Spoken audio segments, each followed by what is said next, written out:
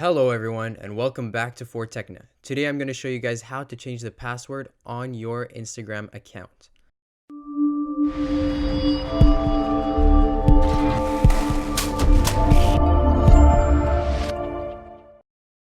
Now, assuming that you know your password already, the first thing that you want to do is log in. Once you're logged in, go to your profile page and look for the three lines on the top right corner. As you can see, I'm on my profile page, there's no photos, and on the top right you see three tiny lines. Press that. Then you'll get a bunch of options. The first option is settings. Press the settings. Once you press the settings, about the sixth or seventh option says security. Press security. And here it is. You'll see password as the first option. Press that.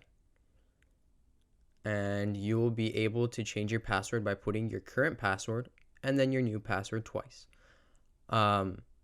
If you don't know your password and you want to reset your password, please check out the other video that I have or will post. I'll link it below, and I hope you benefited from this video.